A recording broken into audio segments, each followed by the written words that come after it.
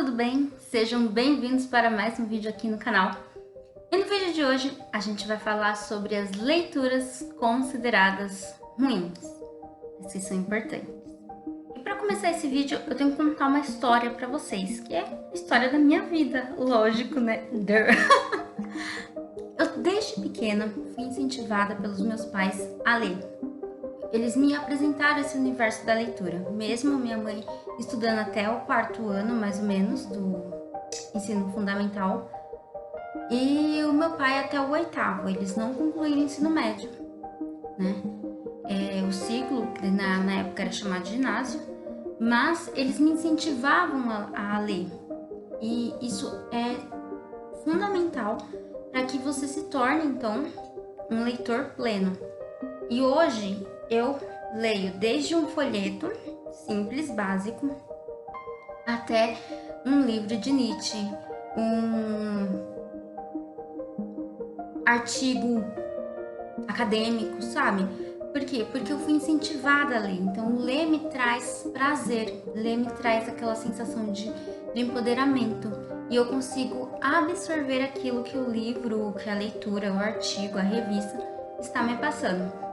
E a importância dessas leituras consideradas ruins é porque quando você passa a incentivar a leitura, independente do conteúdo dela, a pessoa começa a criar gosto pela leitura, entende?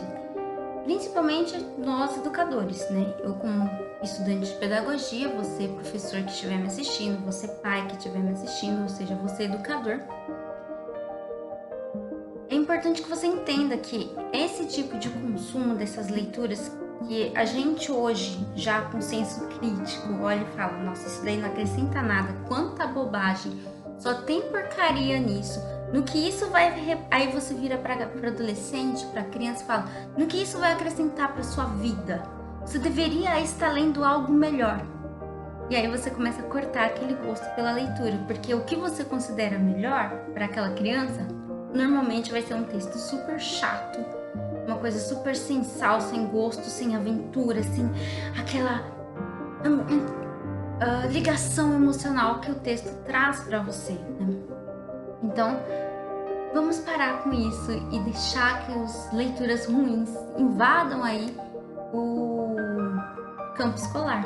Por quê? Porque a gente vai trabalhando com isso até chegar no conceito de falar para o seu aluno, falar, agora é hora de você consumir um Machado de Assis, agora é hora de você consumir um Drummond de Andrade. E aí você foi Gil Vicente, sabe? E aí você foi trabalhando aquele gosto. Então quando aquele adolescente, aquela criança pegar um texto chato, um texto acadêmico, um texto com outras línguas, um texto antigo, ele vai ler porque ele se encantou por aquilo. Assim como eu. Hoje, eu pego um texto do século XIX e leio com a maior paixão, porque eu tô descobrindo como que eram os costumes daquela época. Olha só que coisa incrível. Mas isso só é possível porque eu fui incentivada. Então, para continuar essa história, eu vou falar sobre a saga Crepúsculo. Quando eu era adolescente, tava muito na moda, eu tinha em torno de uns 13, 14 anos, tava na moda aí os livros da Stephenie Meyer, que é a saga Crepúsculo. E eu fui para os meus pais e falei, eu quero. Eu fui lá e comprei. Tenho todos os livros. A gente sabe que não é uma leitura boa, uma leitura fraca, uma leitura que tem diálogos inúteis que você fala, ah meu Deus, que negócio chato. Mas hoje eu relendo a saga Crepúsculo, por quê? Porque eu comprei O Sol da Meia-Noite, né? O último livro que ela lançou esse ano, 2020, que diz que é a versão do Edward, né? A história a partir do olhar do Edward. Então eu vou ler, trago aqui para vocês ainda o review desse livro, né, o que eu achei e tudo mais, como foi a sensação de ler agora com 15 anos de diferença, né? Então, olha só, eu com 25, gente, poxa, né? Pra mim já passou mais ou menos 10, 11 anos, né? muito tempo. Imagina quem leu com 15 anos de idade, hoje já tá com 30. Olha só, você vê. Ah, meu Deus. Enfim. E aí eu vou pegar e ler e trago tudo pra vocês. Mas eu quis e eu lia. Eu me perdia naquele universo de Crepúsculo, porque aquilo fazia tanto sentido pra mim, que era adolescente. Sabe? Porque você vive no colégio. Tudo bem que o colégio representado na história é um colégio americano. A gente não vive isso no Brasil. Mas você está no colégio, você sente aquele diálogo que você vira pra pessoa e você pergunta pra pessoa: então, tá chovendo hoje, né? Aí você fala: pois é. Por quê? Porque você não tem conteúdo pra conversar com uma pessoa, sabe? Você não vai falar sobre os astros, sobre a meteorologia, porque você não tem esse conteúdo. E aí você vai... é uma leitura ruim, é uma leitura fraca, mas ela é importante porque foi Stephanie Meyer, foi J.K. Rowling e entre outros autores, escritores que me fizeram gostar de ler. Então hoje eu posso pegar um texto bem chato e ler e achar incrível aquele texto e absorver o conteúdo, porque eu aprendi a gostar de ler quando eu lia livros como esse, sabe? E se você... E gibis e mangás, e eu consumo isso até hoje, porque é um tipo de leitura que pra mim é prazerosa, mas você não absorve muita coisa dali. Mas eu também consumo outros tipos de textos, outros tipos de leituras que fazem bem pra mim.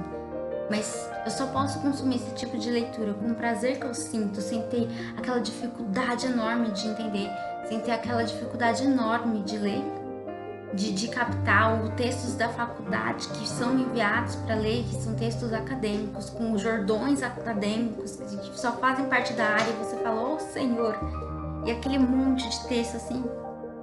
E eu só leio porque eu consumia isso. E eu leio com prazer, e eu leio absorvendo conteúdo porque eu consumia esse tipo de conteúdo. Eu consumia revistas de fofoca, inclusive tem uma bem ali que eu resgatei, tinha umas receitas que eu queria ver. E eu cresci assim, lendo e consumindo esse tipo de conteúdo. Mas vira e mexe me aparecia também um conteúdo mais sério. Eu tenho um livro que eu comprei, esse livro num sebo, quando eu tinha em torno de 16 anos, que fala sobre sexo na adolescência, lá em meados do século, da década de 30, gente, década de 30, sabe? Eu tenho os livros, eu tenho textos que são textos bem antigos, com um português bem antigo, com uma arca,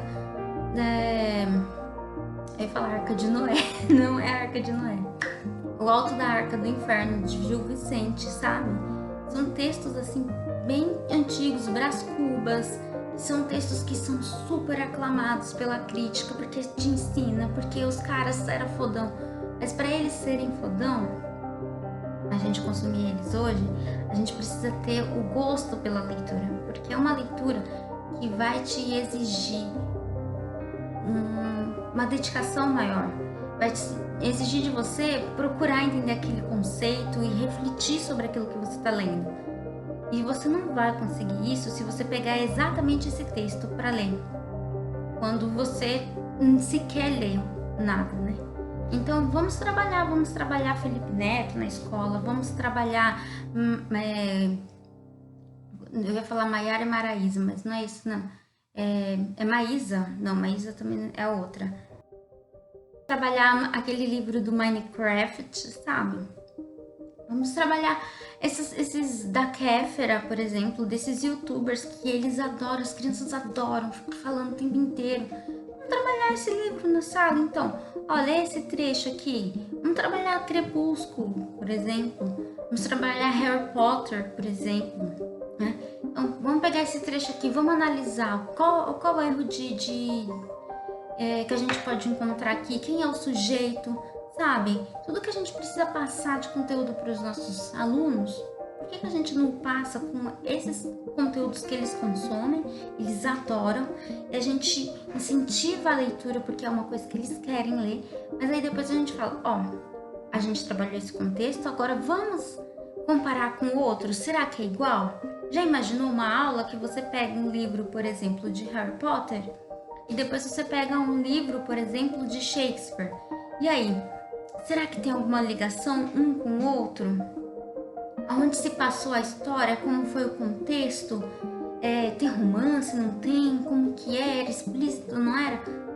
E você faz essa comparação. Você está trabalhando um puta escritor que é Shakespeare, mas você está trabalhando uma coisa da atualidade que faz todo sentido para aquelas crianças, para aqueles adolescentes. Então, meu apelo nesse vídeo para encerrar é que você, educador, pai, mãe, professor, educador, trabalhe literaturas, trabalhe leituras consideradas ruins, porque são essas leituras que os nossos alunos querem consumir, que os nossos filhos querem consumir. Eu não tenho filhos, mas os seus filhos querem consumir. E aí você pode incentivá-lo a cada vez mais procurar leituras que são melhores, que você considera melhor, que a crítica considera melhor. Mas aí você sempre vai dar aquele pontapé, sem cortar aquele gosto pela leitura, aquele interesse pela leitura, certo?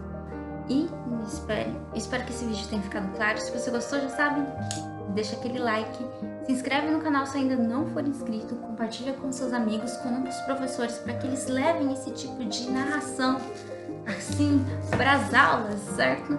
Grande beijo.